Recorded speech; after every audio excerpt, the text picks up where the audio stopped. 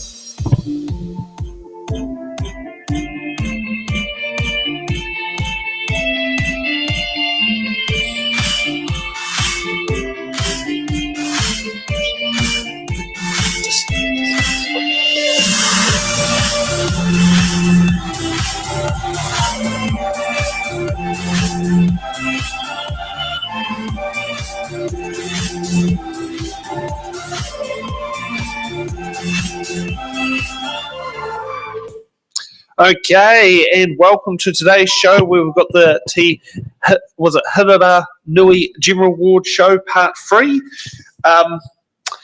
So we're off for a bit of a fun part on how things are going. And I love it how people like to email me literally when I'm going live. Always the fun part. So today we've got a brilliant range of candidates here who have decided to come and make themselves available for today's It's in the Ballot show. And let's kick off with their 1 minute opening statements. We'll kick off with Mark. Hi, I'm Mark Gunning. I'm proud to have called Palmerston North my home for over 40 years. I found Palmerston North to be a caring and supportive community and an ideal place to raise a family, develop a career and enjoy the many cultural, sporting and educational opportunities available. In my work capacity, I've dealt with council for many years, mainly on property related issues, and have generally found staff to be helpful and positive. I believe as someone who's been in the property industry throughout my career and having been involved in both small and large scale developments, I offer a unique expertise that will help decisions made on future council projects that will not only encourage fiscal responsibility, but also help to ensure buildings are fit for purpose for both now and into the future. Decisions made at council affect people every day. We need to remember this when we're around the table voting on all sorts of things. Thank you. Okay, next up, Tobias. Kia ora, my name is Tobias Nash. I was born in Palmerston North and I grew up around the area in the Pohangana Valley. And I came back here after attending Aotapu College and Massey University. I went away for a while and came back in 2017 with my whānau, and we've been here since. I'm a teacher and a student at Massey studying psychology this year. Been doing some relief teaching, and I'm running to combat youth violence and to improve community well-being. I'm developing a youth liaison network to try and improve public safety and try and reach those hard-to-reach kids who are falling through the crack, and building a drop-in centre, which is going to be my campaign headquarters and a prefigurative action of what I would like to achieve in the future as a way of improving people's mental health and positive mental health and well-being for the community. Kia ora. Okay, Rachel. Sharing it. Kia ora, I'm Rachel Bowen. I'm standing for re-election in the General Ward for Palmerston North City Council. It's a cliche to say that it's a privilege to serve, but it has absolutely been that for me for the last 12 years. I've enjoyed my time on council and I feel like I've contributed really effectively. I'm incredibly proud of our city and I'm passionate about continuing to serve as your city councillor in order to build an equitable, sustainable and compassionate community. Those values are incredibly important to me, and it's important that that voice is heard around the council table. My passion for our city and my vision for our future continues to be strong. I'm passionate about creating a vibrant, connected and safe city where families and businesses thrive, creativity is nurtured and celebrated, and communities are supported and strong. Okay, KD. Kia ora, I'm Katie Zabellin. I'm standing for re-election because our city and our council are facing a lot of major changes. It's happening really fast and we need to strengthen our foundations so that we can handle what's coming for us. We've got water reform, resource management reform, waste management reform, local government reform, and a complete 180 on the Land Transport Act. There's hardly an aspect of council work that is unchanged. So how do we handle all of that all at once while we're still keeping the lights on, while we're still keeping the pools and the sports grounds open, still getting the rubbish collected, and still having a good city to live in? I've been on council for 3 years, and in that role I can see that we need people who can see the big picture but who can also do deep dives into that detail to make sure that it all fits together in a way that makes sense, and so that we don't go broke trying to do everything all at once. So I want to strengthen our bones, and I have the energy and enthusiasm to keep going for another 3 years. Okay, Brent. Kia ora, my name is Brent Barrett, and I'm standing for re-election for City Council. My journey in New Zealand started 25 years ago when I moved here from the US to take a job in agricultural science, work that I very much enjoyed, but also very much started to lead me towards connection with community. And I had a number of roles with the community over years, working particularly around nature conservation, and some local leadership roles and some national leadership roles. That got me more and more in touch with council until in 2016, I finally decided to stand for council. And that was primarily with a focus around environmental well-being. Since then, my focus has really broadened extensively, including where we're at as a community, as well as continuing to look after the environment. I'm here for a future-ready, inclusive city that's affordable for all of us. Please vote Brent Barrett. Okay, Kane. Afternoon, my name's Kane Dunlop. I too am a local lad, having grown up in and around Palmerston North, though originally from Taranaki. I had the pleasure of disappearing out of the city for a few years, as you do, and exploring university in Wellington before returning, spending 11 years as a secondary school teacher, 4 of those here in the Manawatu and then 7 in Taranaki. For me, coming back 3 years ago with my young family, reopened my eyes, I suppose, to the great place that Palmerston North is, the opportunities that you have here, the wide array of opportunities you have, both in terms of employment, but also the different types of things you can be involved in. And it's a great place to bring up a family. All of the community resources that we have here are really important and a great way to attract and keep talent in Palmerston North. For me, I'm standing to make sure those decisions continue to happen. Those things don't happen by accident, and we need to make sure we make good decisions to enable those things to continue. Cheers. Okay, Nelson. Hi, my name is Nelson Harper. So my background is chemical bioprocess engineering. I studied here at Massey. Since then, I've started a business called Precycle NZ, where you might have seen me around the square sorting out your recycling at events and digging through the rubbish. But I absolutely love Palmy. It's a great place. It's where I started my business. It's where I found community and where I've started a family. So I'm also involved in a lot of governance in the community. I run the local branch for the New Zealand Institute for International Affairs, also on the board of Just Zilch. My goals are really to strengthen the economy of the city, to support a lot of local innovation. We're an awesome place full of innovation and startups and technology that could really be massive in the world, and we don't highlight that enough. Also really care about the environment. I've spent a lot of time cleaning up streams, sorting through waste, and my background makes me really strong technically at understanding infrastructure. Thank you. And we've got Mark. Vaughan. Oh, sorry, Vaughan. Sorry. I'm looking at the wrong end of the sheet. Sorry. Oh. Yeah. Kia ora, good evening. Vaughan Dennison is my name. Councils today face many challenges: rising costs, limited funding, and complex water reforms, just to name a few. These demand strong practical leadership and effective collaboration. And I offer a reasoned voice, have a positive approach, and I offer over 20 years of positive and proven experience for the City of Palmerston North, representing you, your family, and our city's future. Serving our city has always been a privilege. I have been chairing strategy and finance this term and been focusing our investment onto core services, also sport and recreation facilities for our active community. Alongside that, I'm also involved with Softball New Zealand. I'm professionally involved with Homes for People, and I have a vision still that remains very clear that we should be building a safe, connected and forward-focused Palmerston North for all generations today and for the future. I'd love it if you'd support Vaughan Dennison. Thank you. Okay, we're off to the fun part of the show. This is where the candidates will pick out box numbers. Now, just because we don't have Tenaka Kabushi here tonight, so myself as Selwyn Toogood, if I'm playing that role, has to do everything on their own. So we're going to get candidates to put box numbers. I'm going to cross them off the sheet, and I'll go to my box and pick a card randomly out of the box as well and give the number exactly the same way as it will be if it was from the boxes there. Just saves me running across the stage backwards and forwards, and it makes it easier next to my Stream Deck, which is one of my fun tools that can sit down there and put question names on there, such as this one here. So let's kick off with, now I've got a random. Oh, before I go to the random order sheet, I've got to tell you all about the button cards and the defer cards.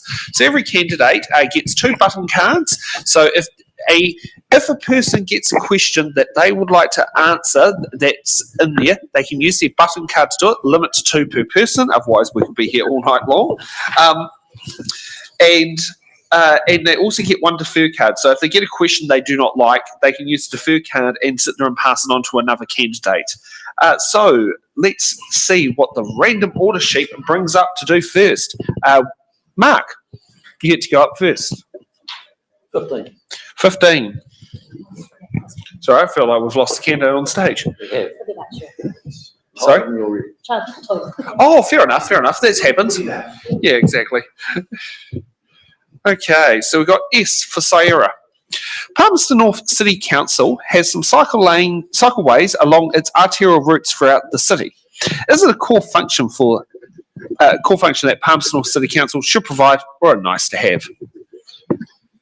Yeah, this is probably one issue that is relatively unknown to me. I think as a cyclist, cycle lanes are great, but I think also as an arterial route is important for traffic. The flow of cars is also exceptionally important. I think to date, the Feather Street has proved we haven't got that right. And whilst I'd like to see more cycle lanes, I think that's important that we actually prioritise the fact that traffic flow and cars are important for everyone, both community and business. We don't want you walking in front of the camera while speaking. Yeah, so jump back into your seat. Yeah. Sam, can you hear me? Who, me? Yes, you. G-U-N-N-O-G. Get that, Laura? Sam, I don't have Mark's last name. We just put him on. Yes, because there's 2 of them in there. Yeah, Gunning. Oh, thanks for that. Yep. Okay, and now I'm trying to go. So we've got next to Katie is Brent. Yeah, with a button.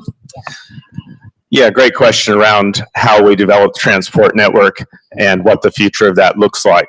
My priority is making sure that we have a transport network that works for everyone, whether they're in a car, on a bike, in a bus, or walking. It's essential that everyone has the freedom and the choice to get around the city how they would like to. The Featherston Street project has been come up, as just mentioned by Mark. It's an objective that we set out in that project to ensure that that part of the transport network was markedly safer than it was. Historically, it's been a very dangerous and unsafe intersections, and the crash stats bear that out quite strongly. It's also a school zone with over 2,000 students a day coming in. So the report that we've had back since project implementation is that yes, there has been some increase in congestion at peak time, but the safety performance of that street is improved by 80%, and the economic performance is above average. So I'd say that's not a perfect project, but a good success and a good path forward. And if you have less crashes near your intersections, your insurance premiums go down. As something I've learned in Wellington, postcodes and suburbs play around with your insurance premiums. So if you have a lot of crashes in your area, your insurance premiums go up, whether you are involved or not. Rachel. Hello. 8. Thank you. Okay. Okay, we got Z for Zulu. Ooh. What What's one big opportunity or challenge you see for the city? Well, I think this is covered in KD's introduction particularly, is that we are not lacking in challenges. Local government as a whole is under the pump. But if I bring that down to a local level, I see a particular challenge for Central City, and in particular within that, earthquake-prone heritage buildings and our community facilities. I'm thinking particularly of our library and museum buildings, which are currently earthquake-prone according to the government legislation, and we're going to have to do something about that if we want to maintain access to those facilities. So it's a project I've been involved with almost for as long as I've been on council. We've been talking about this. It's going to need some careful and creative thinking about how we organise funding for that project, but it's something I'm completely passionate about, and something I know our community hugely values is access to those facilities. So that's a challenge and an opportunity for our city, I think. And we've got a button from Nelson. So I think Palmy has a huge opportunity to be the innovation hub of New Zealand. So we have the most PhDs and scientists per capita. We have a lot of research institutes and tertiary institutes, and we have a lot of innovation. So we have some world-leading technologies here. We have businesses with global shares, global market shares. It's all here in Palmy. So I think if we can help promote those businesses and boost them and boost the whole economy, that creates more jobs, puts people into the empty shops and fills that up, means that there's people here, there's more to do because of that, and it just makes a greater city all around. So I think there's a huge opportunity to lead into that. And it's something that I have been involved with a lot recently, bringing a lot of the likes of Export New Zealand up to Palmerston North to really highlight how we are as a city. And it's something that this year we had the first Lower North Island Export Awards here in Palmerston North instead of Wellington. Okay, next box number, Kane. 22. 22. It's a number close to my heart, being the birthday.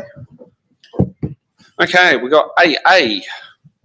Do you support household food waste collection to stop organic waste going to the landfill? In the broader sense, I do, but there's a big economic argument around that, and we've seen that play out in Auckland in terms of the cost benefit of having that completed, the trucking of that down to the plants in Reparar, and how that all works out for the community. So I think there has to be a real balance that's in there.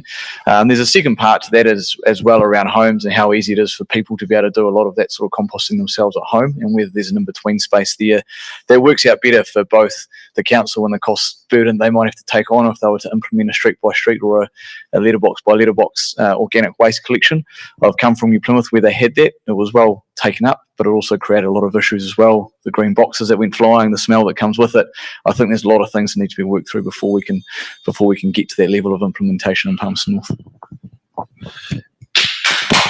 And we have another button from Nelson. It's all right, you used up after this, you'll be using up all your buttons. These are the good questions for me. I love this space. No problem. Good timing. So this is an area that I do a lot of work in through my business. So over the last month, I've actually been in 3 different cities and districts, hand sorting through the waste to understand what's in there from households and businesses. And we do find about 30% of this is food waste, which is a massive issue for the environment and for other reasons as well. So we've also done trials and auditing the process of the curbside collections, and there is only about maybe a third of households actually use it. So I think it should be a thing that people can opt into, because not everyone has the luxury of a compost bin at home. But also a big area that's completely missed is the commercial waste space. So we've done a lot of work with businesses, with events, and there's a huge amount of food waste. And some of them do take the option of taking a food scraps bin, but I think this is an area that could be really good. And Manawatu is looking to put in a food anaerobic digestion there, so we could collaborate with them on that. Okay, Vaughan, what box number? Box number 1. Box number 1. Okay, we've got N for November. What will you do to stop poor council expenditure, allocate resources to critical infrastructure, and rein in huge increases? Yep. I guess to stop, I don't know if it's poor council expenditure. I'd rephrase that into optional.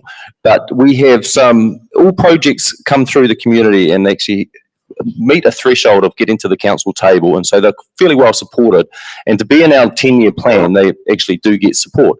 So it's around prioritisation, and many of those projects are multi-million-dollar capital investments around community centres, and where I think council's probably got the ambition too high is that we're trying to do too many of those in the front end of our long-term plan. And I take a more pragmatic approach. I have a fairly conservative view.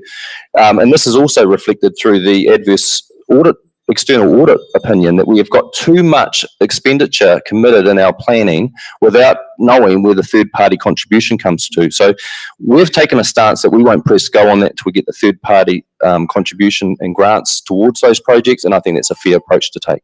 Thank you. Okay, Nelson, what box number?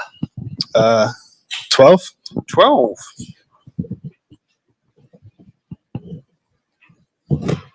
Okay, we got O for Oscar. Oh, I think you'll really like this one.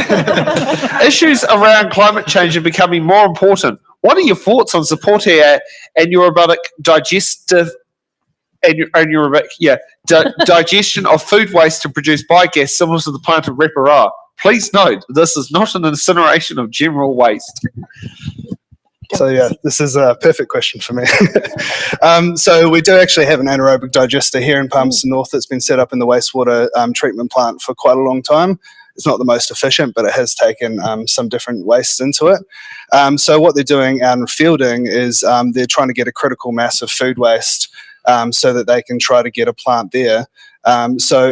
To me, it doesn't quite make sense that we would also try to compete against that and to create our own anaerobic digestion system for food scraps.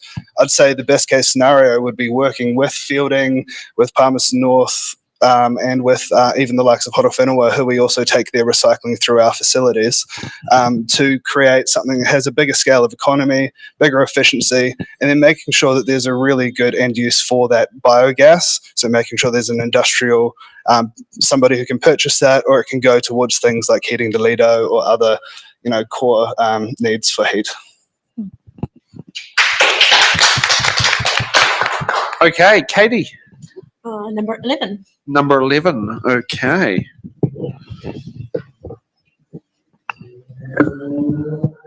Okay. Question A. What political parties are you linked to? I'm endorsed by the Green Party. Short and sweet.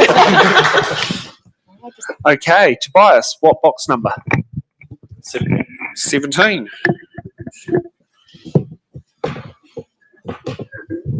Okay, we've got E for Echo.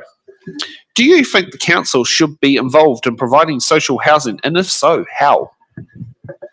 Yeah, I think council definitely should do that. The Palmerston City Council has actually been providing some housing. You can see some of the relatively new ones built over by Papaia Park, and I think it makes a huge difference because that's one of the biggest issues that a lot of people here are facing. And it can be difficult to justify expenditure when you're a council. Everybody wants to complain about rates, but people have to think that if you're going to improve the social conditions in the city, that's going to decrease costs in a lot of ways, in a lot of different ways, because homelessness, it presents a lot of costs to the city and to the health system. And so if you make an investment up front, that can really help improve the situation in the city for a bunch of people, and it can be less costly down the track. So I wouldn't want to, use debt to fund operational expenditure, but you can use debt financing to fund social housing. And that might actually turn out to be positive in the long run. Also, obviously, there's rental income that can come from it and should be able to cover the costs. So I think it's doable. But, you just have to look at the land use and what's the right site for it. And we have a button for Mark. Well said, Tobias, and I agree totally. I think Palmerston North has about 400 social houses at the moment, which is pretty good. A lot of councils haven't got the same. I think when we talk about the housing of people, it is so important, but we need to look at new models to be considered. It is ratepayers' money or debt accrual that is currently being used. I understand there are ways to change our housing stock ownership that will attract central government subsidies. This is something we need to consider seriously, and it would allow for more housing with potentially less reliance on ratepayer subsidies to stay afloat. by use of, and the one other thing I do find really important about it is, and we didn't do it that well in Papaioe, is the use of local personnel for the build, for the consultancy, for every part of it, not Aucklanders.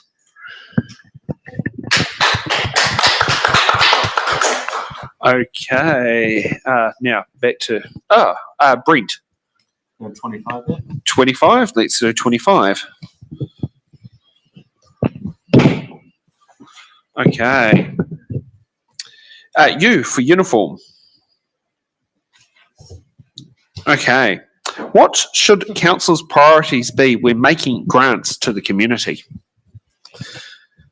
Council needs to really stay focused on where there's greatest need in the community and make sure that we are responsive to that. We consistently see with our community grants that there is requests far over and above what is available, and we know that those needs particularly sit with a number of marginalized communities, sit around protection for the environment, sit around ensuring that everyone has the opportunity when they choose to live in Palmerston North that they will be able to live a life of dignity. And so the priority around those community grants needs to be around what's best for the people of the city and what's best for the natural environment. We have a proud track record in council of investing strongly towards community through community grants, through a number of different mechanisms. They deliver incredible value as a multiplier because those go to organizations that throw in the volunteer effort, that have the relationships, that deliver the results that are so important for our community. Okay, we've had 8 questions down. Let's get on to another 8. Katie. Do we do number 6? Yeah, I can do your number 6. Okay, what card's going to come out for number 6? We got J for Juliet. Spending needs to happen within budget without increasing rates. What services or luxuries would you stop? That's such a great question, because so much of what's driving our costs up are mandates from the government that we've had no choice in. A really good example has been our water infrastructure, where water standards were implemented. One day our water was completely compliant, had no issues. The next day they came into effect and we were non-compliant, and we're required to take on a $20 million program to install UV filters at bores to make us compliant, and there was nothing wrong with our water at all.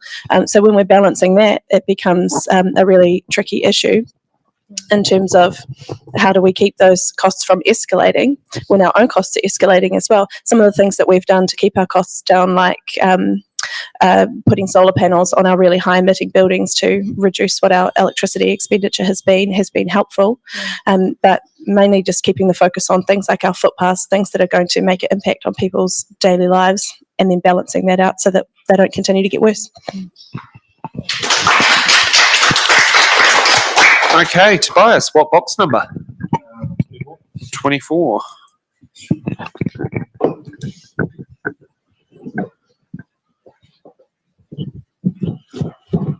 Okay, we got R for Romeo. Palmerston North City Council has many places where tactical tiles are in use on the footpath to assist users who are vision impaired to know where it's safe to cross the road and what type of crossing they're using. Is this a core function that Palmerston North City Council should provide, or a nice to have? I'd say that's a core function. I think that we need to make sure that the city is accessible. When I announced my candidacy, there was a friend of mine who got in touch who said that she really wanted to know about my approach to issues like mainstream first and other central principles for the Enabling Good Lives protocol, which is a way of making sure that disabled people have access and agency and self-direction.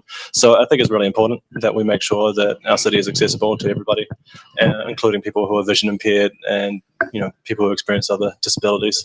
So yeah, it's definitely an essential rather than a nice to have. And we have a button from Rachel.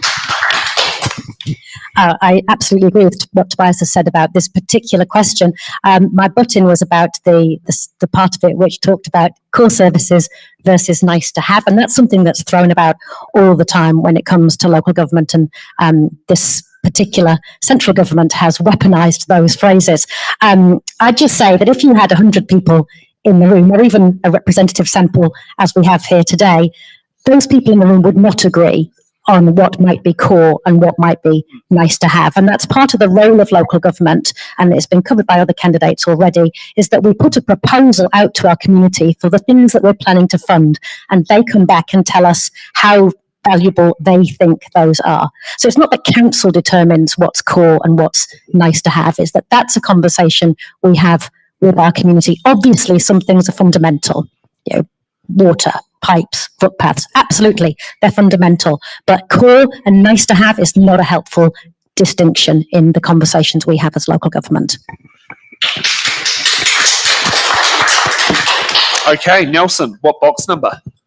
Have we done number 2 yet? Yeah, we can do number 2. Cool.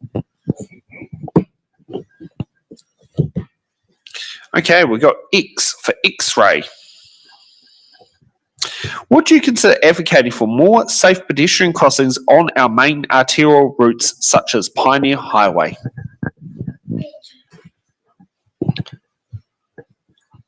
Tricky question that I hadn't thought too much about, to be honest. I think there are a few pedestrian crossings on that street, and I think pedestrian safety is important. I think if it was to be put in place, it would need to be planned very well to make sure that it didn't compromise the traffic, because that's obviously a big concern for the city. Palmy is a place that I love to be because you can drive around Palmy really quickly and get places easily. So I wouldn't want to see that compromised. But I think safety is also a concern. So I think it's something that would need to be looked at a lot deeper. You'd need to actually survey people in the region and see, get some feedback on it, not just jump into a decision. And we got a button from Katie. Yes, I did want to butt in on that because I do support this because we've got a number of arterial routes which also have schools on them, and I do have school-aged children, so I am dropping off and picking up on streets like College Street, Albert Street all the time, and seeing the flow and scattering of school children trying to navigate those road crossings at those times. And I have seen the difference that things like raised crossings have made at slowing that traffic down, not just at peak times, but times when there maybe isn't a whole bunch of traffic and cars feel that they can go at speed in those areas when there are still vulnerable users around. That being said, the change in direction from the government has reduced our ability to fund that kind of work, and then our annual budget and long-term plan have followed suit. So there's very little in the budget for things like traffic calming measures to make that happen, which I think is a great shame. And from what I remember, you could get funding to get rid of them. From what I gather, which I thought sounded very ideological. And maybe Simeon Brown wants a 6-lane monstrosity put in the middle of Palmerston North, as we see. We always joke about in Wellington. We want him to sit there and do that. At least our 6-lane monstrosity, known as Jervis Quay, actually has some safe places to cross. Yeah. Okay, Vaughan, what box number? 3. 3.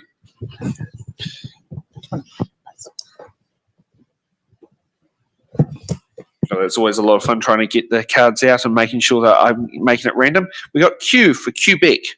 What budget line item would you remove to help bring rates down in Palmerston North without disrupting basic services? Well, I'm not going to take which budget line I'd take out. We've got 3 options when we come to budget decisions, and one is to delete a program, one is to decrease the amount of money allocated to that program, and one is to defer the program. And I think there are mechanisms that are much more helpful rather than just purely deleting a line item. As I mentioned before, a lot of those programs have actually had merit with community support to actually make their way to the council table in the first place. And if there was pressure on rates, what we tend to do is actually start decreasing the budget or deferring it out a year or 2.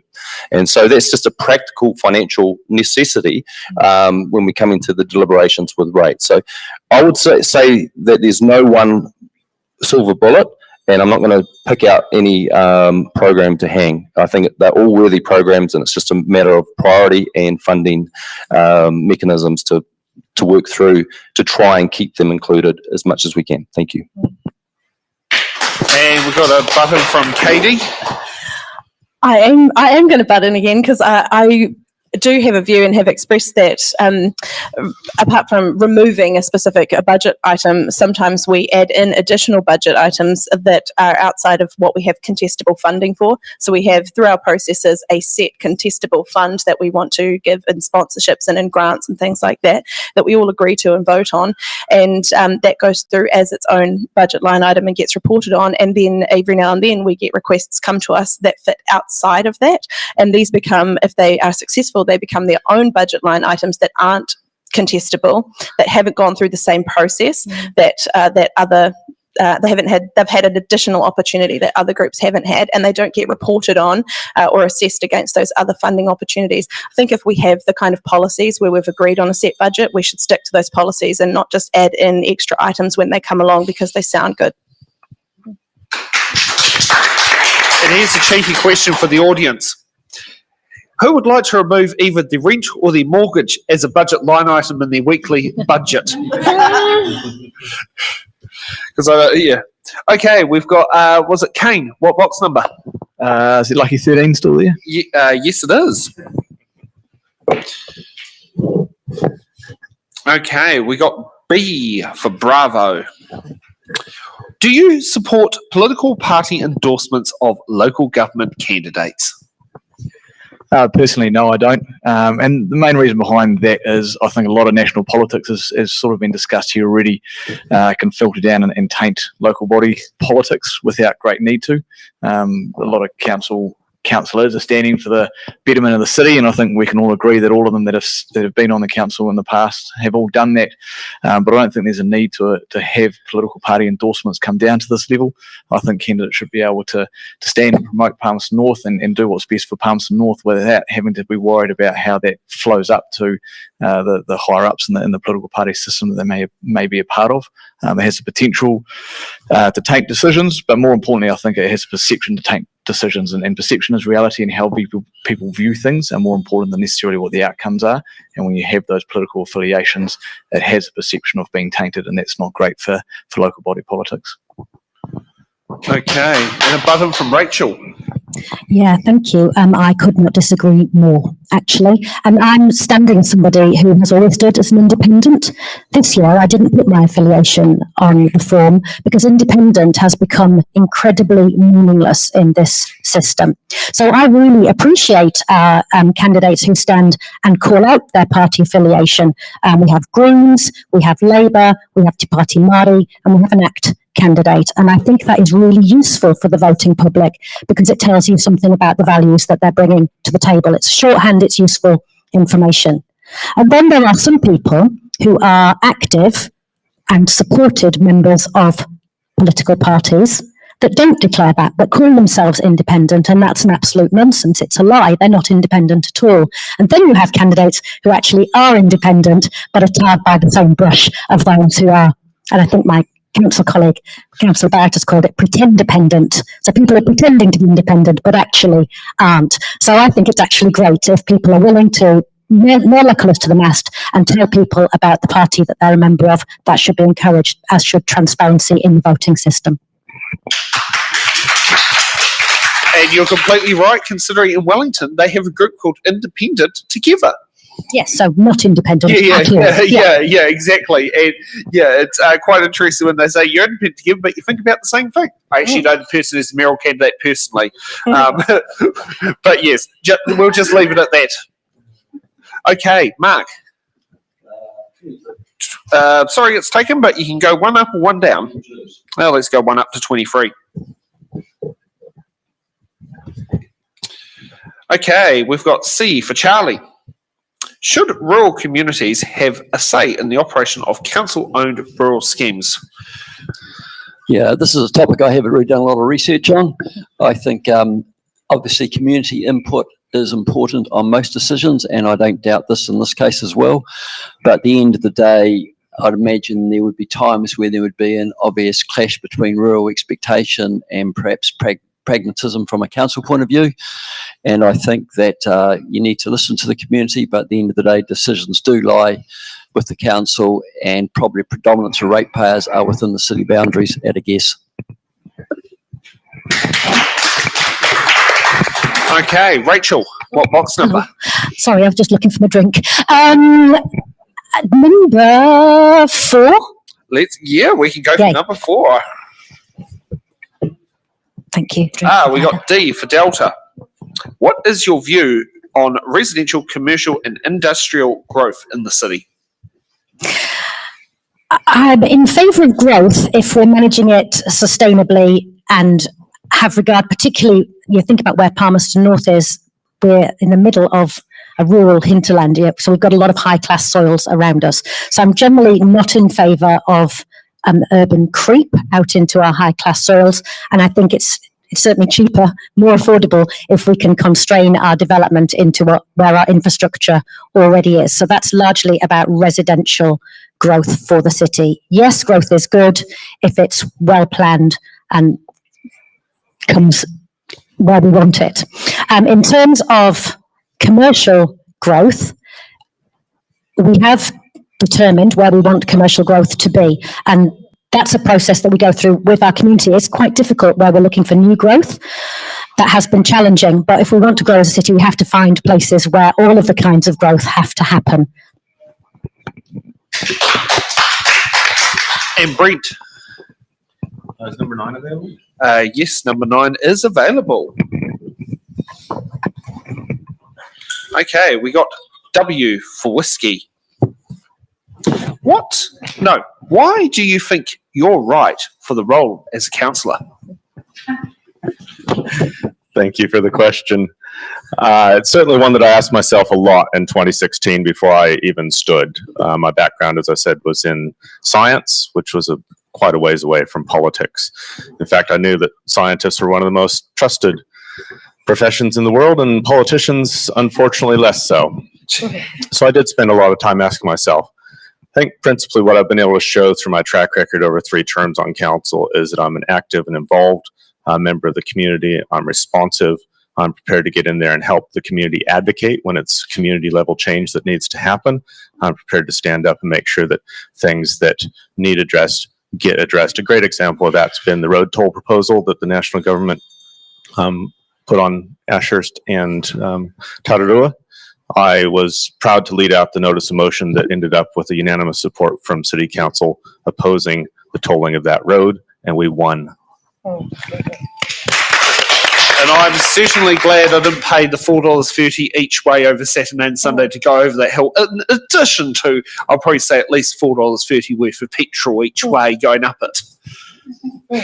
Okay, so we've got another 8 questions done. Let's go for another 8. Kane, you get to go up first. What box number? 26. Yep, we can go for 26. You're all good at keeping track of your numbers. Okay, we got P for Papa. What do you support the fitting of solar panels to council buildings to offset daytime electricity use? I actually went to something more based on residential solar panel use about a month or so ago, and it's pretty clear now that the economics around solar panels and their installation cost versus the return that you get on those has flipped quite considerably in the last few years. The capital cost up front to put them on has started to drop, and as we've seen, unfortunately, in all of our power bills over the last 12 to 18 months, that's only going in one direction. So when you look at a long-term investment for a council, I think it's silly not to take those types of things into account. The council itself has got some massive roof space in some pretty unobstructed parts of the city as well, so the performance is obviously going to be pretty high. So at a core, I think there's some real opportunity there. As with all of it, as we've talked about, capital cost up front, putting in all of those infrastructure, there's a cost that comes to it, and we have to prioritise around it, but there's certainly opportunity there. Okay, Nelson. 21. 21.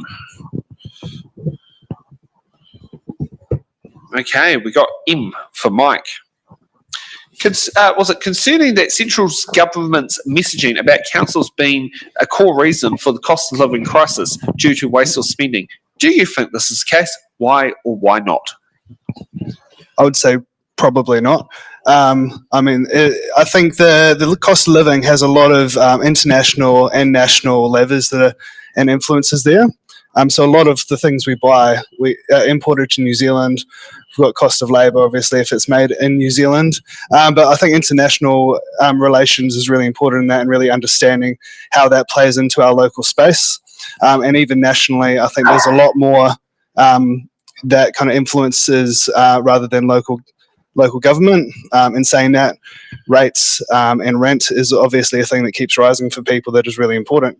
And I think that the way that council spends money should be done really critically, and making sure that it's spent on things that actually benefit everybody rather than specific groups of people.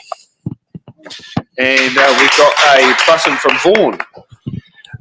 Yeah, I think it's not fair for that to be said that central government saying that the cost of living crisis is because of councils. That's simply not true.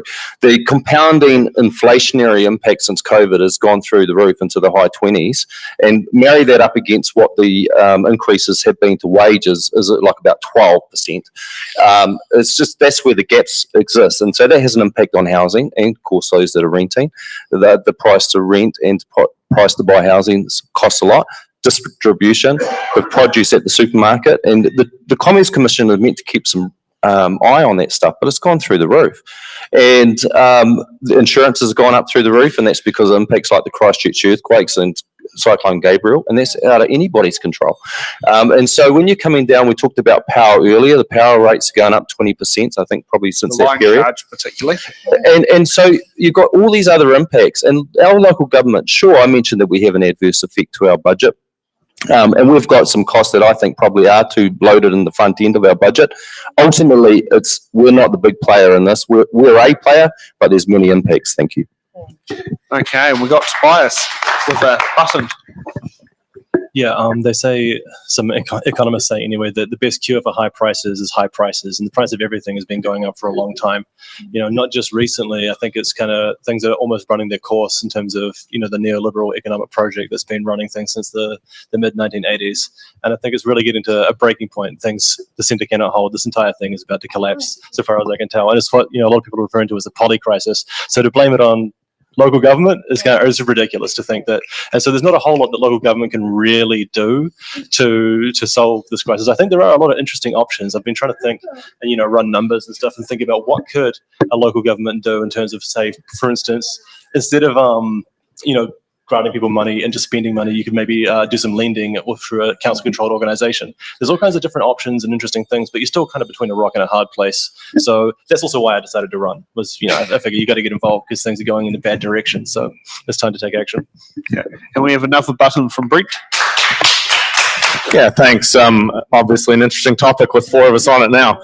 So totally refute the premise of the question, right? So of every dollar of tax in this country, 90 cents goes to central government, only 10 cents sits here. So if it was a tax issue, let's talk about central government, the 90 cents that they take out of every single dollar of tax.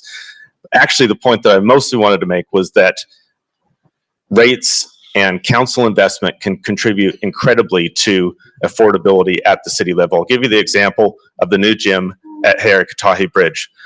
Everyone in this city paid about $3 to get that installed. What that means is that anyone in the community, anytime, any day, can go and get access to gym equipment. Compare that to hundreds of dollars a year for a gym membership versus $3 as a one-off, and you get access to exercise equipment. Now, yeah, we don't have hot showers down there, but in terms of actually meeting affordability and enabling people to live the lives that they might want to live in this city, council investment can do this.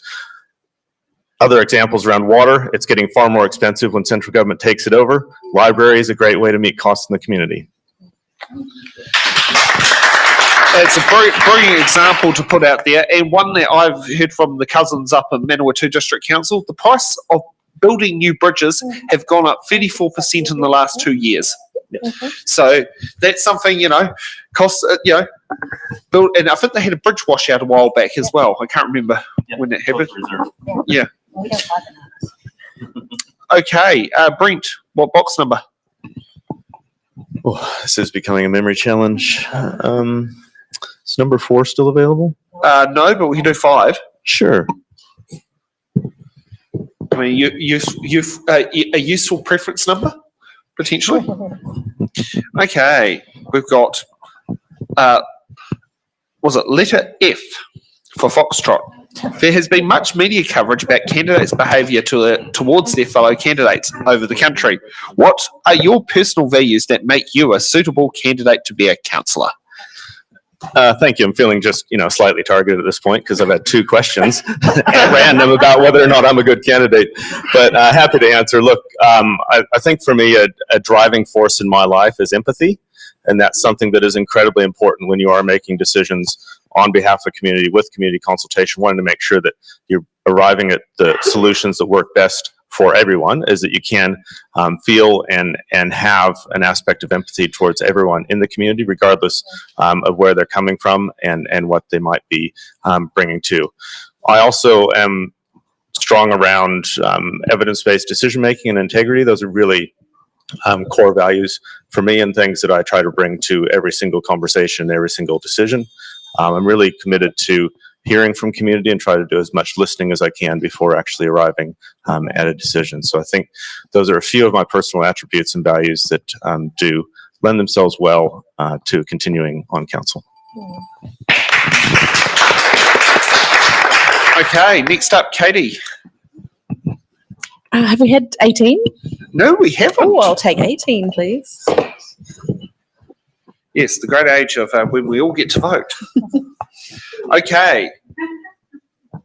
AB, what's your biggest priority for the next term and how do you intend on delivering that? Oh, that's such a good question. What keeps me up at night is the amount of change, as I talked about in my opening statements, and how much change is coming for local government in almost every aspect of what we do. So it is quite difficult to think about something particular I might want to work on or might want to achieve in the next 3 years when a lot of those foundations are going to change. Even the assumptions that we've made in our long-term plan just a year ago, a lot of those have been completely superseded and blown out the water. So I think for me, it's to keep on the ground and keep listening to people and to keep building trust with the community and the residents that I talk with, so that they can trust that whatever change that we're facing, I am representing what they want to hear at the table. And what they really want to hear is some pushback against some of this. And pushback might not necessarily be effective, but it's important that we do it. So that's what I'd most like to focus on, is navigating the change with the authentic voice of what our community is telling us. Okay, and a button from Tobias. So the biggest priority that I want to work on for the next term, that's so good, is the youth violence thing that I talked about in my opening statement. Because when I did some polling, when I was considering running, that was a top thing that people said they were concerned about in the city, which I found surprising. I asked, what are the biggest things that you're worried about, like crime and safety, the environment, business and jobs, and crime and safety was the top one. So I said, what kind? And they said, youth crime and intimidation. So I thought, well, I was surprised by it, but I thought, okay, well, what can we do to improve that? And a lot of people have a punitive approach, but what I really want to try and do is build those networks, find those hard to reach kids, and then connect with them and connect them with those organizations who are best placed to help them. So rather than, at the moment I'm trying to do what I can by myself and getting a bunch of kids around to train in the garage and do weights and stuff. But in the future, what I want to do for that issue with the council is try and connect services to people as much as possible and bring that in and try and take a wraparound services approach and make sure that those kids who are out there getting in trouble, the ones who are most at risk, are the ones that we can reach. And Tobias, you got the microphone back again. Let's say 19. Perfect. Okay. I for India. Do you support implementing safer speed limits around our schools within the Palmerston North City territorial limits? That's different from the question that we saw on the screen. I want to answer that one. The one about Māori. What's on the screen? Okay. Do you think that Māori wards such as their own Te Puao, Māori wards strengthen democracy? Why or why not? I absolutely think that those strengthen democracy. A lot of people say, oh, that's race-based representation, which I think is a nonsense. Being Māori or Pākehā is not about race. It's the fact that we have two legal systems in this country. We have tikanga Māori, and then we have, the Pākehā system of law based on the Crown and stuff. So I think the Treaty of Waitangi, Te Tiriti o Waitangi, it's very clear about that, about what that means, which is that we're going to preserve, the taonga and the tino rangatiratanga. of the Indigenous people. So I don't think that it's racist or that it's a violation of, our Magna Carta, our system of a one man, one vote. It's simply an alternative legal system which exists. And also, I think a lot of people underestimate the benefit that can come from it. Like, say, for instance, 2 Degrees was based on a treaty claim that has broken up the duopoly of the 2 main phone companies and reduced prices for everyone. So it could be good for everyone, not just Māori.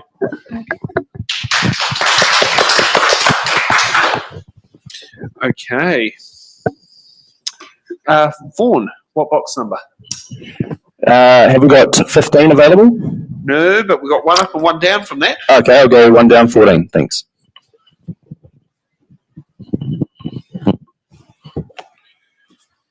Okay, we got K for kilo. How do you plan to use deliberative democracy to ensure residents can contribute directly to the challenges our community faces? Thank you for the question. Well, we have processes in place already, and I'm committed to the consultation and the engagement that we have with our community. There was a few years back that we actually had a van that we went out into events into the community and actually made ourselves available with different short surveys and just having an ear for concern in the community environment. And even though we've stopped doing that as a formal mode of engagement, I'm active in the community and I have an open listening ear, and I think residents feel free to give you exactly what they're thinking. And so that gives you a barometer when you come to the council table when you're going through and debating those type of issues. I tell you one example about democratic right to have a voice. This Wednesday at the council table, we're having one around the Linklater Reserve around should we have a dog only on-leash and off-leash area and put some fencing around that. That's had over, how many submissions? Like, we've had over 500, right? Yeah, we've had a ton, and we're going to have almost a whole day blocked out on listening to people's views on an issue like that. So I think we're very open to the community voice, and that's just one example of how we've opened up the doors and given time to hear views. Thank you. That certainly sounds a lot much more funner to listen to than some of the stuff that's going through Parliament at times. Yeah. Rachel, what box number? Have we got 11? No, but we can do 10 or 16. Oh, 10, thank you. Sorry, that one's already been on the screen. It might be a good one. I don't So know. Alan and I have been mixed up somewhere in the system, but that's all good. We got Y for Yankee. Auckland Council has recently shifted to taking away recycling bins of people who mix in general waste with their recycling. Should Palmerston North City Council consider removing recycling bins for doing the same thing? Well, we already do. So all of our recycling bins in the city have RFID chips in them, so we know whose recycling is what.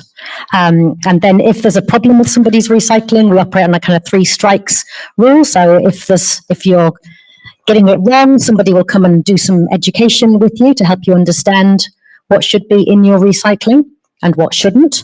And then we'll give you another go, and then we might do some more education. And if you can't be educated, then your bin might go. But in general, people do the right thing if they know what the right thing is. The challenge for council is making the right thing the easy thing, and that's what we're trying to do.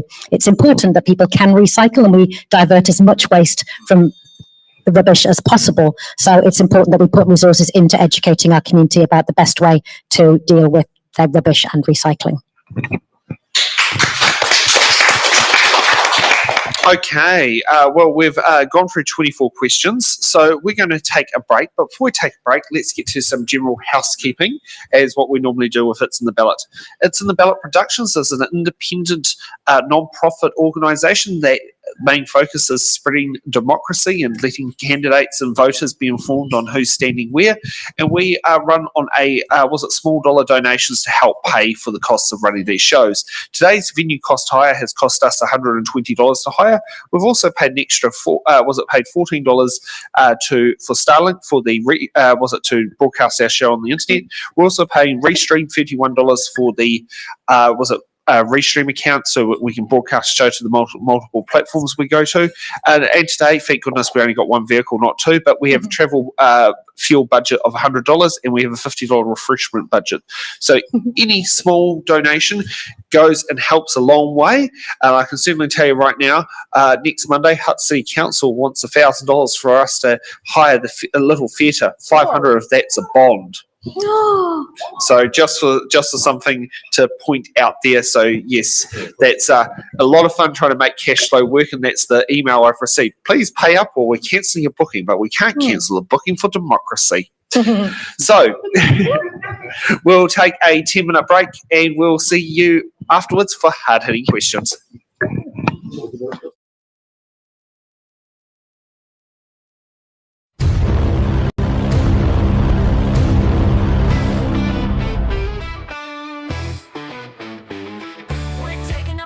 Just a short little breather to stretch out your legs. You don't need a leader. The live stream will be back, so don't go too far. But for now, you can wander wherever you are.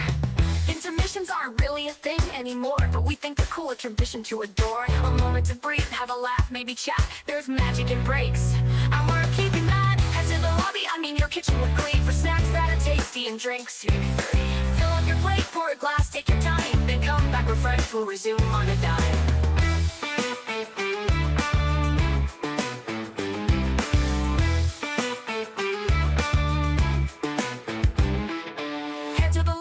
Your kitchen with glee, for snacks that are tasty and drinks. Maybe 3. Fill up your plate, pour a glass, take your time, then come back refreshed. We'll resume on a dime.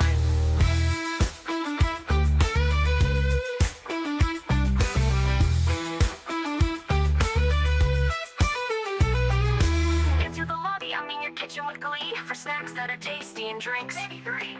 Fill up your plate, pour a glass, take your time, then come back refreshed. We'll resume on a dime. Your kitchen with glee, for snacks that are tasty and drinks. Maybe 3. Fill up your plate, pour a glass, take your time, then come back refreshed. We'll resume on a dime.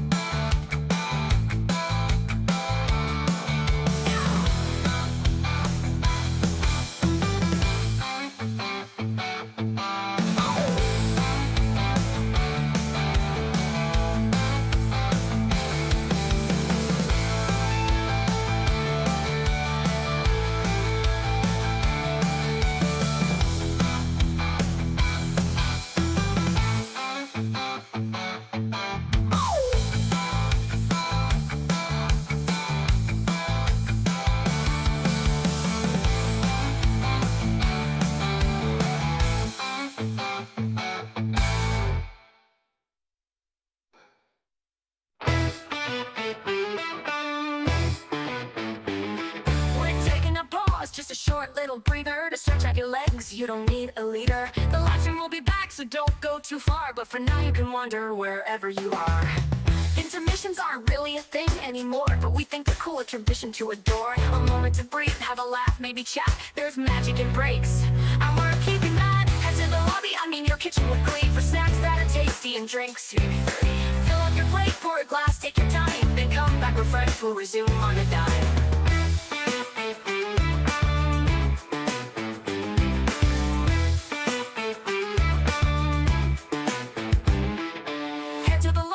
Your kitchen with glee, for snacks that are tasty and drinks. Maybe 3. Fill up your plate, pour a glass, take your time, then come back refreshed, we'll resume on a dime.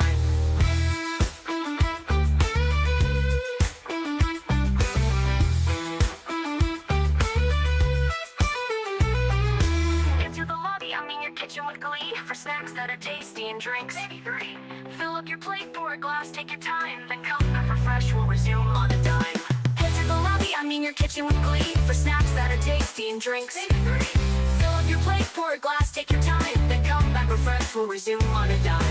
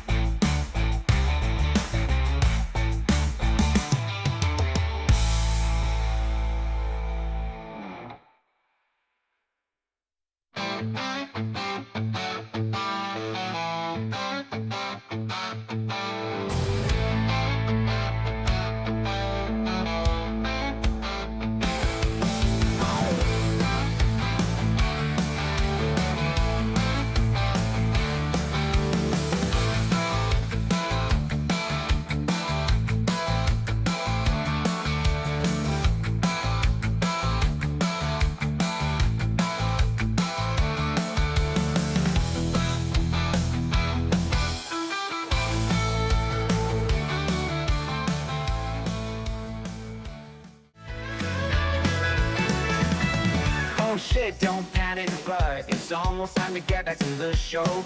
The candidates have stretched their legs, been partying, taking a break. Cause there's still hard-hitting questions, closing statements and stuff you wanna know.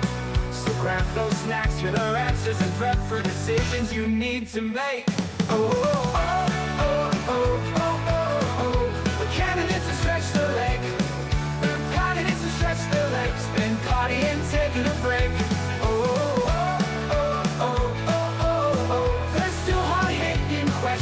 Closing statements and stuff you wanna know. So grab the snack you wanna know. So grab those snacks, hear the answers and prep for decisions you need to make. Oh, oh, oh, oh, oh, oh, oh.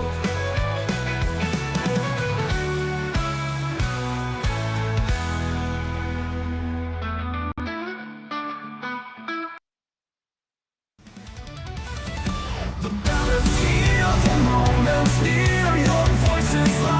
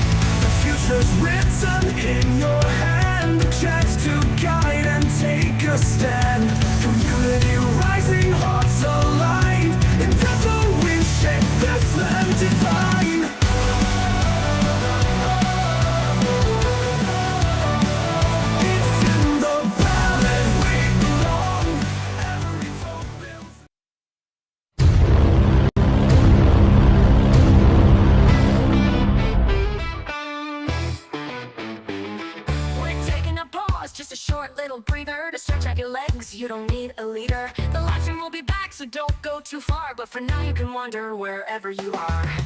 Intermissions aren't really a thing anymore, but we think they're cool, a tradition to adore. A moment to breathe, have a laugh, maybe chat. There's magic in breaks, and we're keeping that. Head to the lobby, I mean your kitchen with glee, for snacks that are tasty and drinks. Fill up your plate, pour a glass, take your time, then come back refreshed. We'll resume on a dime.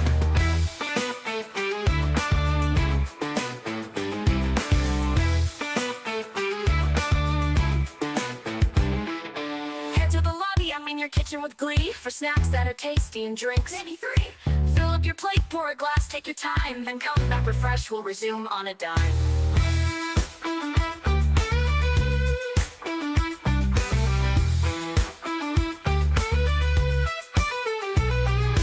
Into the lobby, The battlefield, the moment's near. Your voice is loud, it's crystal clear. Kiwi dreams and hopes collide. Choose the ones who'll stand with pride.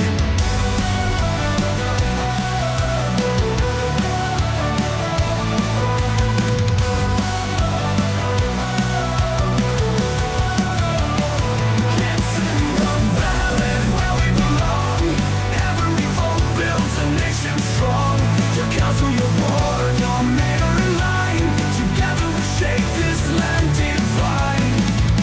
The future's written in your hand. A chance to guide and take a stand. Community rising, hearts aligned. In total we shape this land divine.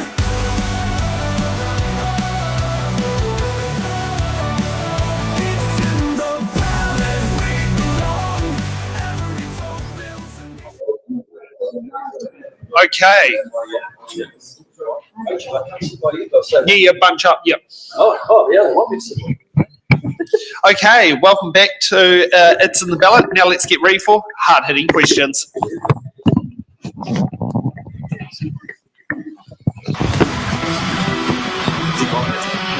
Elucidate.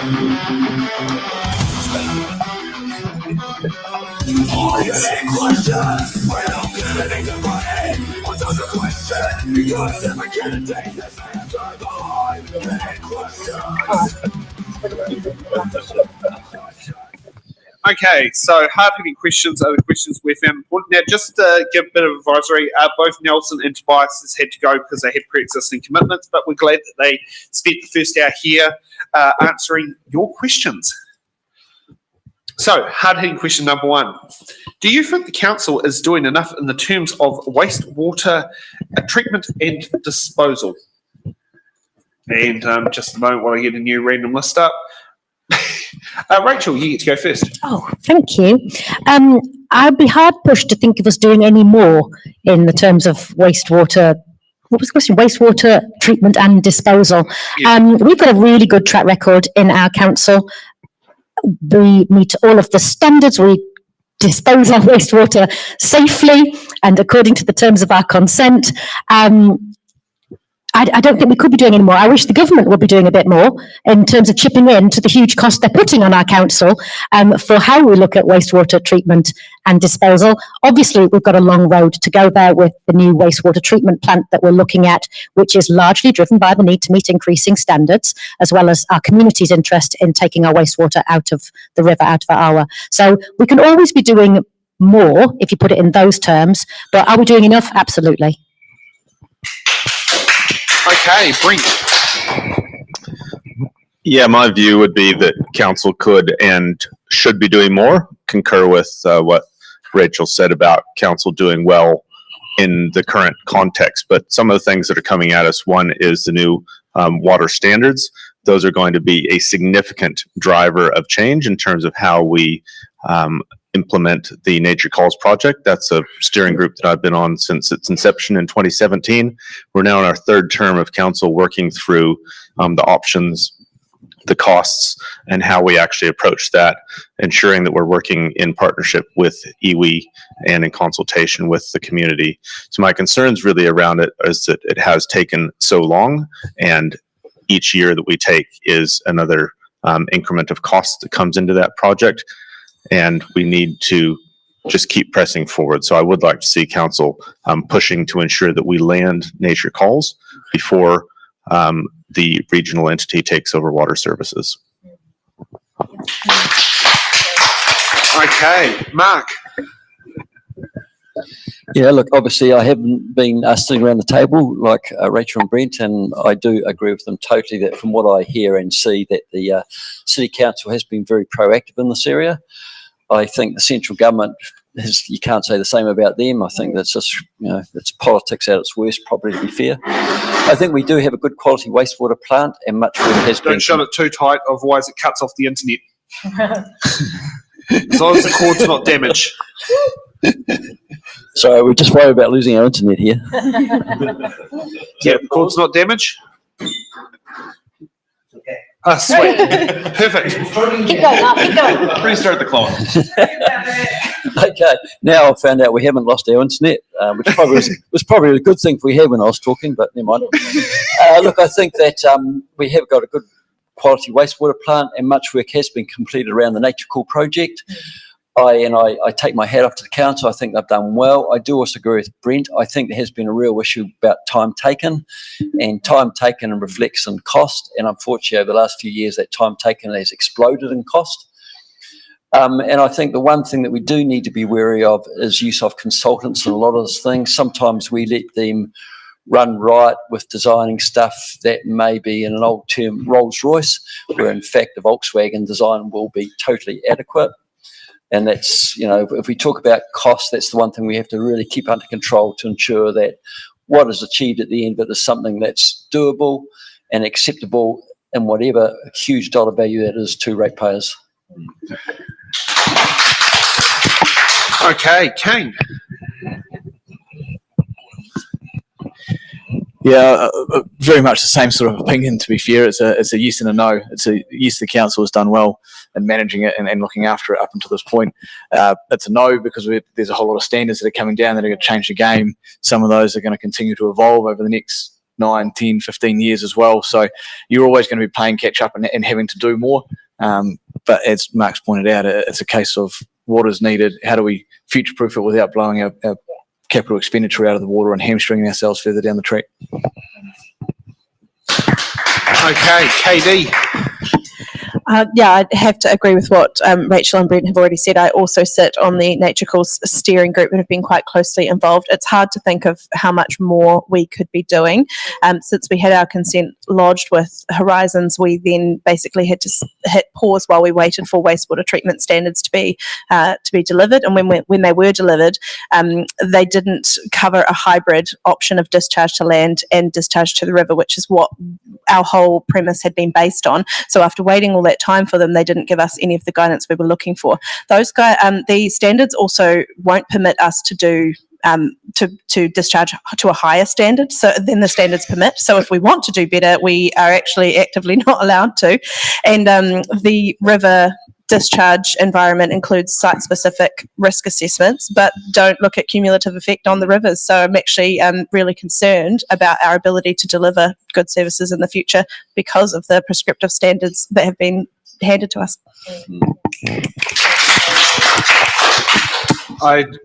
That just feels crazy. Yep. Yeah. Vaughan. Yes, I've also been sitting on the Nature Calls steering group, and of course we get regular updates, and it has gone for at least a decade now. And it started through the adverse effects to the aquatic life downstream from the periphyton growth, which is from the nitrate discharge. Our plant was designed to remove the phosphorus. We do that very well. And so all along we've been looking at getting a better outcome for our nitrate discharge. And so when we first looked at this project, there was about 120 million, I think we had circled in our long-term planning to deal with this issue. And then over the time, it's gone up into the 600 to 700 million sort of bracket. And so we had to have a review of that even since we've lodged the consent. And so we've put a cap at 480 now and went through and reviewed all options and shortlisted a couple others, which I've reviewed where the receiving environment will be. And most of those are back to the river. There's one option that goes to land. And so having that hybrid combination of the both, I think, is actually going to be the outcome. And so that'll be an investment treatment and the disposal being reviewed. So it's enormous amount of time, enormous amount of money already invested into this. So I think it's right up there as being the primary issue of council. Thank you. Okay, let's get on to hard-hitting question number 2. Are you comfortable with the way the council manages its debt position? Let's kick off with Brent. Thanks for the question. I am comfortable with it for a couple reasons. One is that debt fundamentally is a way of spreading cost intergenerationally, and that tool has been used wisely when we have long-term assets. My concern is that looking into the future, it's going to become much, much harder to do that effectively, principally because another example of government overreach, trying to drive through a rates cap. What that means is that it takes away the opportunity for local communities to locally decide what the appropriate level of rating and what the appropriate level of debt is by putting a ceiling around the rate that is only going to drive debt further and further. And what you're going to end up seeing is probably councils that start to use debt to buy the groceries. That's starting to get into really dangerous territory, and a great example of the perverse sort of outcomes that happen when you do have rates caps come in, and the perverse sort of outcomes when you have central government overreach into what local communities should be deciding for their own best interests. It's fundamentally undemocratic to have a rates cap, and I'm fully against it. Okay, Kane. When you look at the performance metrics of the debt levels compare pretty favourably with the rest of the country. I think the scary thing when you're outside looking in is when you look at the pre-election report and some of the figures and the debt increases over the next couple of years. There's quite a marked jump in that, and I think that probably speaks to what Vaughan was talking about, the initial upfront capital projects that the council's looking to do, and whether there's a better way to phase those and spread that debt and make it easier for the rates to continue to stay on top and service it. So whilst they've done a great job now, you still have to continue to make good decisions around how you use that debt. Debt's a great facility, as Brent said, to spread that payment over time. But if we lump it all in one part, it's gonna eat into options further down the track. Okay, Mark.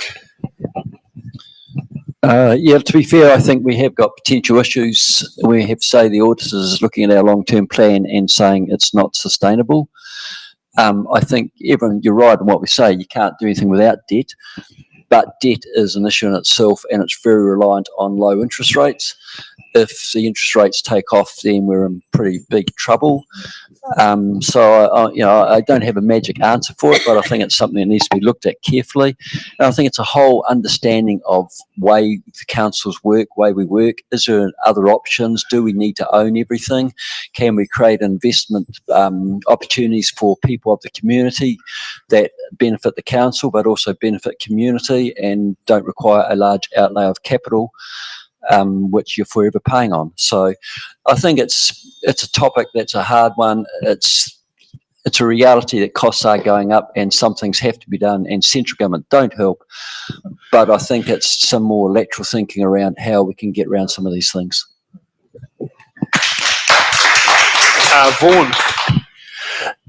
Yeah, I've fully subscribed to the intergenerational investment, that we take the approach that things that we're investing in today will actually get benefit for the community for the next 50-year lifespan of the asset. So I think it's fair that the interest on that is shared.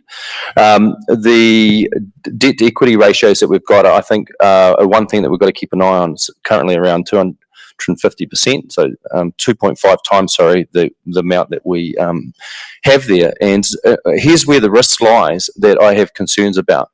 One is the adverse effect to our long-term plan, saying that it's unsustainable and where's the rest of the money coming from third-party contributions. I think that is a big question mark. And I mentioned before that I think we have too much cost in the front end of our long-term planning.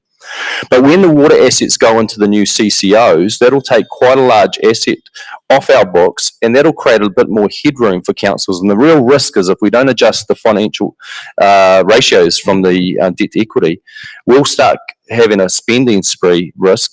I think we should be way more prudent, because that's going to give us more space for the long-term planning and sustainability of our future. So I think let me just cover that quite clearly. When the water assets come off, it's going to change our debt to equity ratio, and we need a review on that specifically. Thank you. Vaughan. That was Vaughan. Oh, that was one. Sorry, KD. Sorry, it didn't highlight the right thing on the computer. Yeah, I have been really uncomfortable with the idea of off-books debt, which is something that we have been considering in the past for financing some of our water infrastructure. Not comfortable with that at all. I do have a really high degree of confidence in the competence and capability of our finance staff. They've continued to impress me with what they've given us to make our decisions with and how they manage our finances. I am glad that we have a lower debt ceiling than is permitted under the LGFA. And I'm really, really pleased and was proud to vote for proactive debt repayment over and above what is required. I think that's been a really sensible approach to make sure that we maintain some headroom and keep ahead of the game. I also would reiterate what Vaughan said about the massive change that's coming to our books from the removal of our water's assets and our water's debt. We just don't know what that's going to look like at this point. So it's hard to answer how comfortable I'll be with it going forward. Okay, Rachel. Thank you. A lot of what I would have said has been said already and twice by Vaughan. So one thing that Katie mentioned that I really did want to reiterate was that we have made a commitment to paying off more of our debt more quickly. That's in our long-term plan. So that speaks to council taking our debt position really seriously. I think there's a kind of a misconception out there in the community that we just keep adding to debt, and we do keep adding to debt. That's true, but we're also paying off debt at the same time. So when we choose to debt fund an asset, we fund it over the life of the asset or 30 years, whichever is shorter. And so as fast as we're starting new things, we're also retiring debt as well. And I'm very comfortable with the amount of transparency and information that we have about how that's working for our community. I support us using debt to fund intergenerational assets. There are a few big projects on our books. Library and the museum are two of them. That's part of what drove the adverse audit opinion, and that's part of why we need to look creatively at how we fund these kind of projects in future. Okay, next get ready for hard-hitting question number 3. What's your position on retaining the Te Pua Māori ward for Palmerston North City Council and Tonga Māori constituency for the Horizons Regional Council, and why do you hold that position? Let's kick off with Vaughan.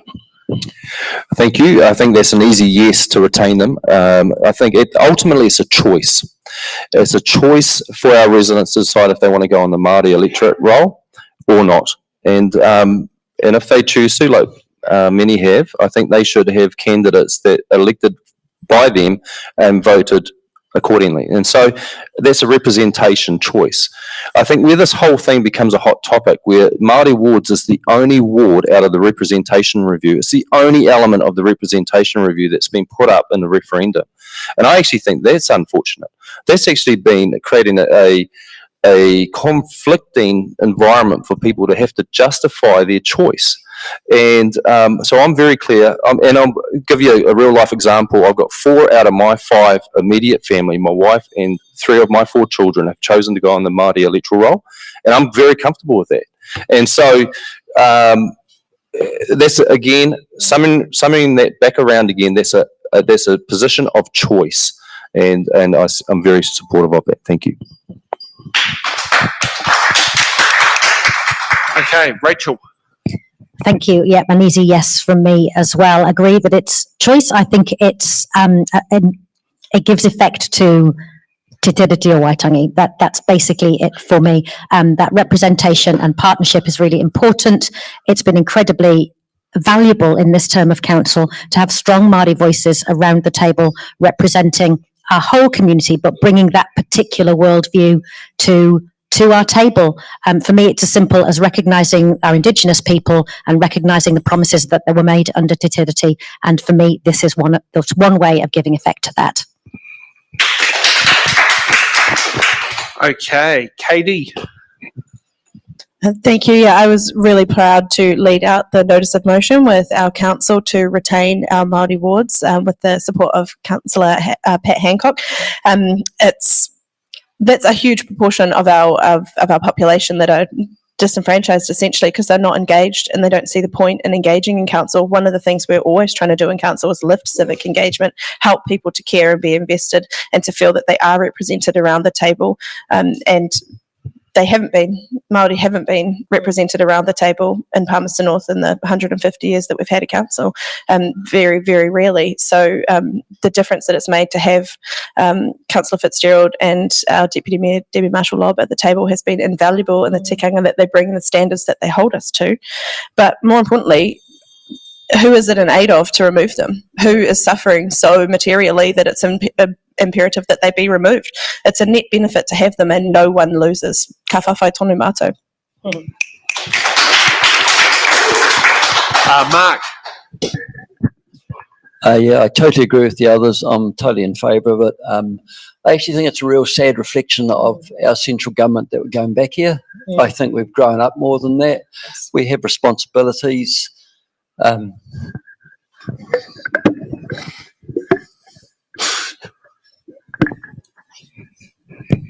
Sorry. Look, we have responsibilities. When you start to dig into it, we haven't fulfilled them. And this is an opportunity to at least do something. And I just think, wow, why would we even bother going back here? It's just crazy. Yeah. Thank you. Bye. Okay, Brent. Like the other speakers, I strongly support the retention of the Māori ward, both at City Council and at Regional Council. Just to add a little bit more to some of the conversation that you've just heard. When we established those, we went through a consultative process with the community and heard from community around views, and there was support to bring those mechanisms in. Those Māori wards and the Māori ward councillors have both performed incredibly well. They have improved the dynamic around the table. They directly brought the perspective of Indigenous voices into council decision making, and they have been brilliant at representing Māori but serving everyone. And it would be a strategic blunder of quite epic proportions if we as a city were to do away with that. We have significant strategic interests with Mana Whenua going forward, and those need to be recognized and valued at a relationship level with our treaty partners. Thank you for answering those questions. Yeah, you all right there, Mark? Yeah. Oh, One to go yet. okay, go ahead. Sorry. For me, look, I have no issue with Māori wards being around and happy for them to be here. I think to echo the previous speakers, the binary nature and of the referendum is really harmful. It doesn't allow for a good conversation around what representation looks like. The council does really well in engaging with the local iwi here, who also do a great job of engaging with the community and feeding back into the council and helping make great decisions for the city.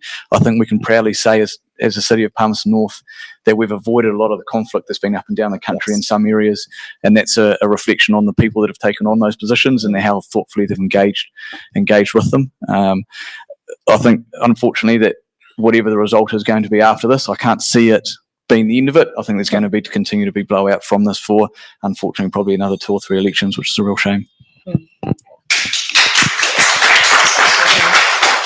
Okay, let's get ready for closing statements. Kane, you get to go up first. 1 minute why the Palmerston North voters should give you their first preference vote. As you would have heard from me today, for me, I'm a big advocate of how we set the city up and make good decisions to continue to foster the growth and the opportunities for the people of the city. As a young person that's gone away and come back a couple of times, you realise how good Palmerston North is as a city to bring up the people, young people here, and enable yourself to enjoy a great life. Those are deliberate decisions and deliberate actions, and you need people that take the time to think through those deliberate decisions to make sure you get it right now and into the future, because you need to set the next generation up to succeed as well. Okay, Katie. Well, we need principled nerds. around the table, and I definitely am that. Since I've been on council, I've built a bit of a reputation for obsessively doing my homework and for asking hard questions and not mucking around.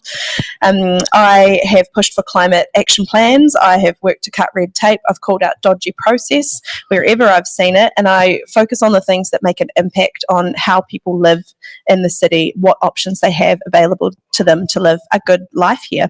And if I'm not reading council papers or asset management plans or policies, then I'm out in the community. I'm talking to school groups, coffee groups, organisations, residents, and hearing what's on people's minds. And what I'm hearing from people is that they're increasingly worried. The costs are going up. The world is changing really fast in a really scary way. We've got change coming at us from all sides. We can't just react with business as usual. We have to have an agile plan and really strong foundations. So if you want someone practical and positive and committed to looking after what we've got, I'm your girl, Kate Isabellin. Okay, Brent. Thanks. Perhaps a bit controversially, I'll ask for your second preference vote and encourage you to give your first preference vote to Katie Isabellin. Both of us are on the Green team and very strongly endorse Katie's continued candidacy. And I guess what it means in terms of being Green Party members is that we're values driven around people and planet, but view that through a local lens of what's best for Palmerston North. In terms of my forward commitments for the community, I'm really looking forward to continuing to be an active voice, an active councillor, listening and learning as I go and making decisions based on that principled view around people and planet. I'm here for a future ready city, a future focused city, one that's inclusive and one that's affordable for all of us. And I'll continue to keep that commitment in the term ahead. So vote Katie number 1, Brent number 2. Thank you. Vaughan. Well, thank you for the chance to be engaged in this forum tonight. Here's what I'd love you to reflect on, is that when I was first selected, I had 4 young kids, a young working family man for the community, heart for the community. Now, with all this time, I've got mokos growing up. Well, my 4 kids are still here, live in the city, and, you know, it means a lot to me having so many opportunities for family. And so you and your family, I'd want to make sure I've got a mind's eye to the needs of for you guys. What people tell us very clearly over the years is people want business development, they want job creation, and they want safety. They're the 3 things that come back regularly. I'm focused on those. Our economic strengths around distribution, education, and defence, key focuses for me. And then with job creation, you know, with pathways through MES Task Force for Jobs and giving opportunity for apprenticeships and all the like for young people to come through on. So those are the issues. I'm very focused. I bring my experience. Please vote Vaughan Dennison, your number 1 choice. Rachel. Thank you. I think there are 2 parts to the job of being your elected representative. There's the turning up to meetings, usually on a Wednesday, having done your homework, have had some thinking time, and being prepared to ask some tricky questions, listen to the views of others, and make good decisions for our city. And then there's the bit where you have to actually get out and engage with the community to break down, you know, the algorithm, the bubble that we all live in. If people only talk to the people that they always talk to, then they'll only think what they've always thought. And we have to be prepared to engage with the debate in a rounded way. And you can trust me to do that. I attend hundreds of council and community events every year. No question, hand on heart, you can check my diary. You can trust me to turn up, to listen, you know, to talk to people, to make conversation, and to hear what people are talking about, and then to bring that back into the chamber and work hard on your behalf. Now, what I hear from people is that they want a community that's sustainable, that's equitable, and that's compassionate, and you can trust me to help deliver that. Rachel Bowen, number 1. Thank you. Okay, Mark. Yeah, I think that the future is important, and Palmerston North is a great place to live. Like Vaughan, I've got 3 of my 4 boys have come back to Palmerston North to raise their families because of ease of living and a great place to be. I think that's whether we like it or not, the reality is that we have issues in rates increases. The last 4 or 5 years are way beyond wage increases, which is placing pressure on people. That is an issue, and whether we like it or not, it has to be addressed in some format, and it can't just keep happening because real returns to people are decreasing. which is not a good thing. I think in regards to me, I think I offer the point of difference in regards to my property experience and expertise. I think the City Council has got some big property decisions to look at moving forward, and I think I can add value considerably to those. So look, yeah, I think the calibre of people standing in this room has been great, and look, I'd love you to think you might vote Mark 1 and rest of them 2, 3, 4, 5, 6, but yeah, fantastic. Thank you very much. And just before we go, some general housekeeping on how STV works. When it comes to voting, please make sure you take a good look at the candidate standing and utilise ranking on your ballot paper. This race has 13 positions, which means it will come down to second and third and fourth preference votes. It just won't be the number ones that will decide who gets elected. And, now, in order to achieve election, a candidate must achieve 17.14% of the vote plus one of the first preference and the redistributed votes. Any candidate who receives excess of the quota will have their percentage of their votes redistributed. Say the quota is 650 and the candidate receives 1,000 votes. 0.65 of those votes the candidate will keep, and the 0.35 of their second preference votes will be redistributed and continue their way downwards towards candidates. When a redistribution comes from the bottom, which is when you've got no candidates and got to eliminate last place, those are full votes that gets redistributed and put on top. So please, when getting out there, make sure you get out and vote, take a look at it. Try to attend other public meetings as well. You know, look at all sorts of resources. We're here at It's Invalid. Encourage everyone to get out there, be informed, and get out and vote. Yeah. Okay.